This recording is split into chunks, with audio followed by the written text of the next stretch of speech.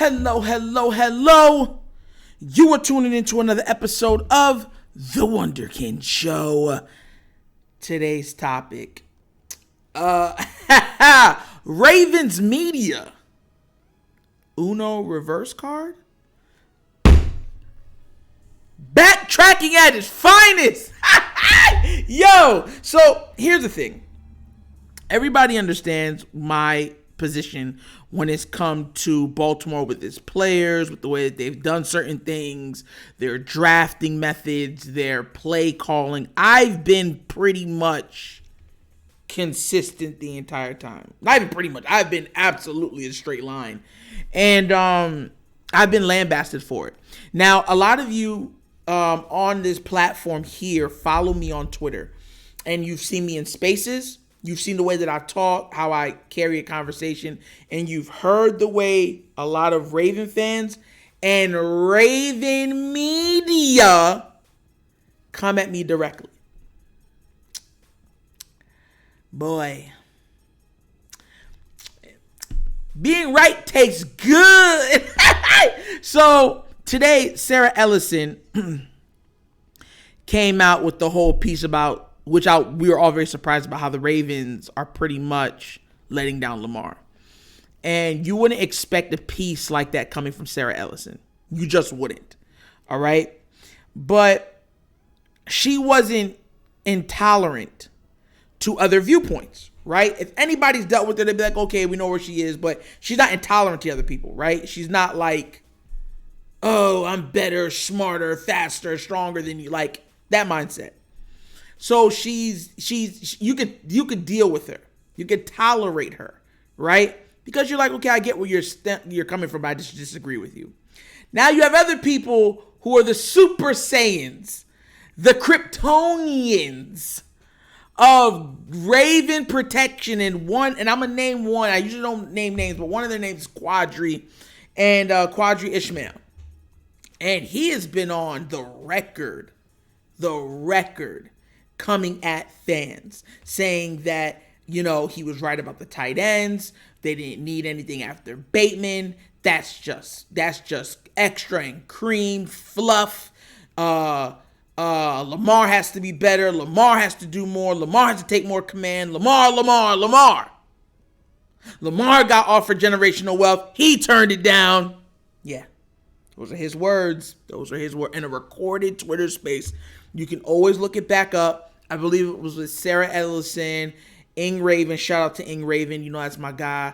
And I forgot the other dude. But I know those three were definitely in it. Quadri Ishmael, Ing Raven, and Sarah Ellison. And I'm going to read exactly what he said to her. He said, this is Quadri Ishmael saying this on Twitter. Sarah Ellison, your rant on the Ravens' vault about the lack of wide receiver historically and lacking this year was spot on. Awesome analysis. Get Lamar some help. She then responds with this.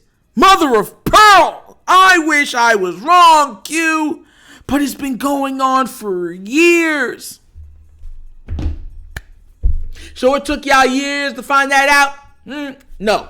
Let me be real with y'all. Y'all found this out because the media has finally sing it. Yes. Has seen the light. They are now calling out the front office of the Baltimore Ravens. And let me tell y'all something right now. I know I should be the bigger person and I shouldn't gloat in this time of such critical correctness. Well, I'm not that type of guy. I'm going to gloat. Yo, listen, bro. Because let me tell you something right now. One thing you can call me anything you want, but you can never call me a liar. You can never call me a liar. We've known the Ravens' problems for years. Every single time they went to the draft, these people have said that they've had the greatest drafts out of anybody in the NFL every single year. Even this last year, they rated them the second or third best draft. And it kind of gets to the point to where I'm looking at them like, you're drafting bad. You're not hitting on your draft picks, right? And on top of not hitting on your draft picks, you are simply just relying on the talent and excellence of one player. Or if you want to count Justin Tucker, you can count him too. So 2 players. This has been years. You wasted an entire rookie contract, one of the top 3 QBs in the game, all while not giving him weapons. And they're just figuring out like, yo, guys, man, this has been a problem, man. We've been doing this wrong. You know when they should have said, you know what? They've been doing it wrong as soon as Philly got A.J. Brown and took this year's league by storm. Because here's the thing. When you have a weapon at the quarterback position, you want to stress the defense as much as possible on every single play.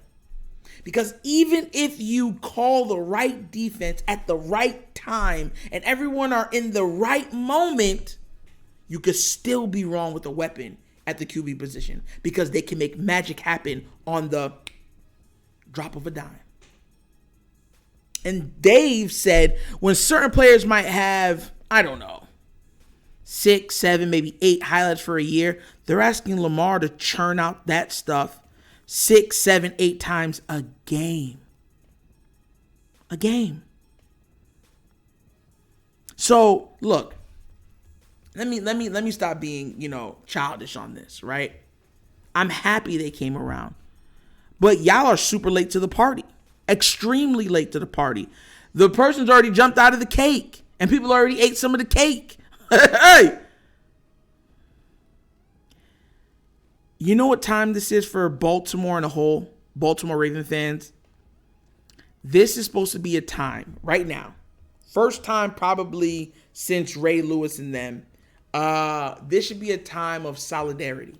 And what I mean by that is, now you see where the cuckoo, crazy, non-talented, non-football intelligent fans have been saying. Because now, as an analyst, you have to sit there and analyze yourself, your views, your perception, and understand now that, wow, the fans, they were right. And not just right about one thing, right about a lot of things. How did we miss it? Because here's the thing, when you follow, you ever heard that old saying, love is blind? It's a fact. It's a fact. If you love something a lot of times, you'll be blind to the faults of that thing.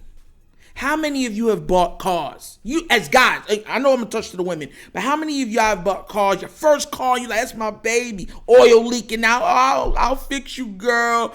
Transmission giving up. Don't worry, I'll work extra hours to get that fixed, boo.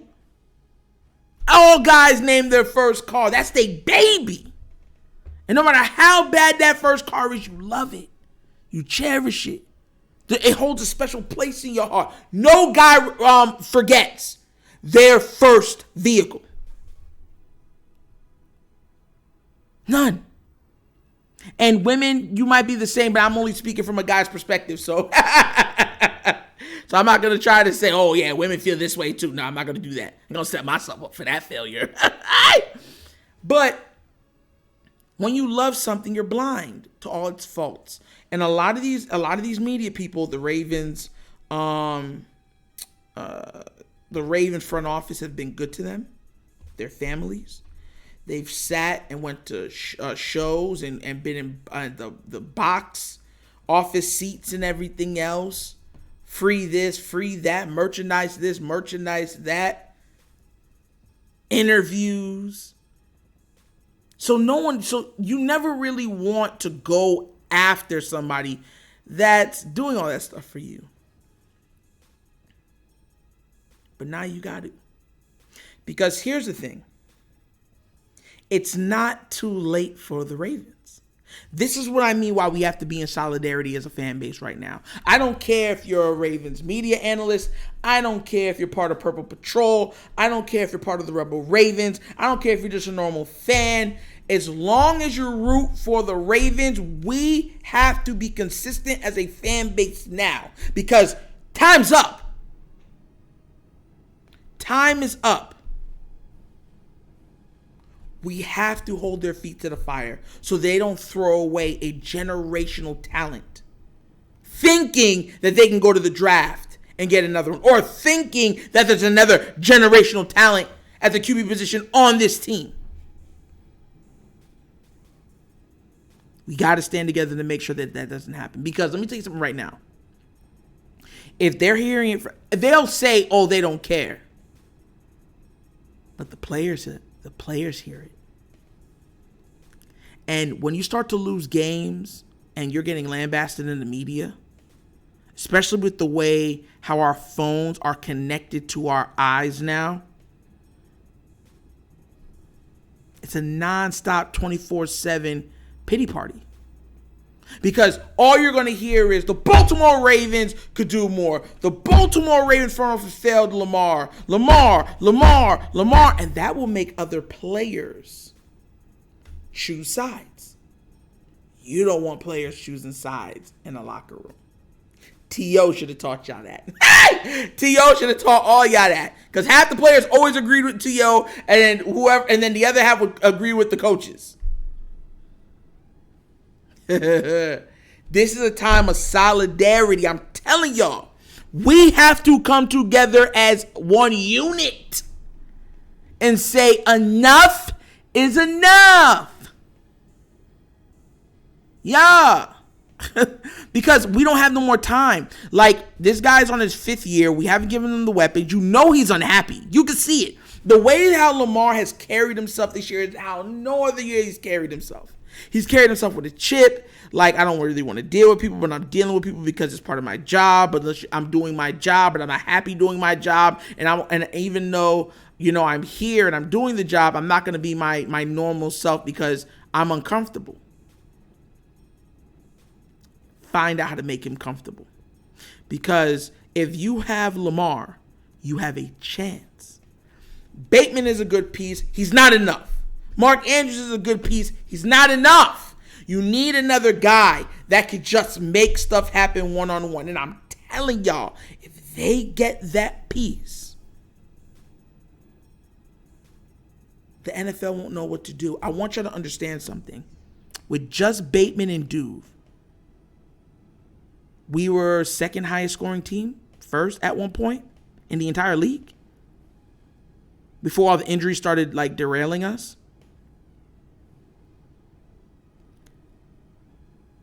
We have to hold each other accountable in this media. The media has a job, and their job is to tell the truth and the news.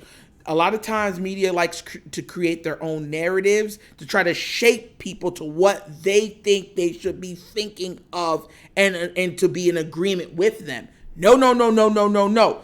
Your job is to tell the truth and hold people in power in check. Hold them responsible.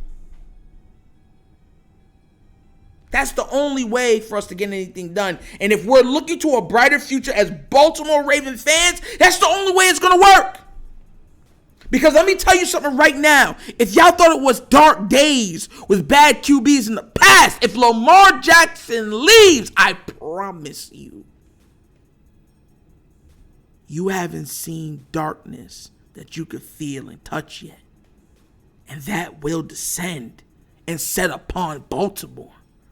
Because you have to understand that then it sets a precedent that you guys are not willing to pay top level talent at the QB position. And on top of that, you're not willing to surround that top level QB with weapons. That means when it's time in the draft, those draft picks that are QBs will be like, I don't want to play for you. I will not play for you. And for everyone saying that's not going to happen, we've seen it happen. And if you think you're going to run yourself to a Super Bowl, you are outside your mind. Because as good as Adrian Peterson was in his prime, 2,000-yard season, he got bounced out in the first round. As good as Derrick Henry was running the ball, 2,000 yards, running people over, doing whatever he could do, guess what? He still had a weapon on the outside in A.J. Brown, and he didn't make it to the Super Bowl. Because there's only so much you could do from the run game. Especially with these new offenses that can chunk out 20 points in a quarter on the drop of a hat. So, thank you for coming to the party, Sarah Ellison, Quadri Ishmael. It's nice seeing you here. Now that you guys are here, keep the pressure on. Because pressure, as much as it makes people uncomfortable, pressure busts pipes. And sometimes pipes need to be broken so that the foundation can be ripped up and reestablished. And that, my friends, will be a bright day in Baltimore. And that was another episode of the Wunderkind Show. Yo, you guys can be anywhere else in the world, but you're here with me, and you know I appreciate that. Please remember, if you're watching these content, like, subscribe, hit the notification bell for the content. It's not hard. It's a little thumbs up right there. Beep, beep, beep. Yes. And this is Nitro with another episode of the Wunderkind Show, and I'm signing off. And you guys know my slogan. Peace. Because I'm out of here. Yep.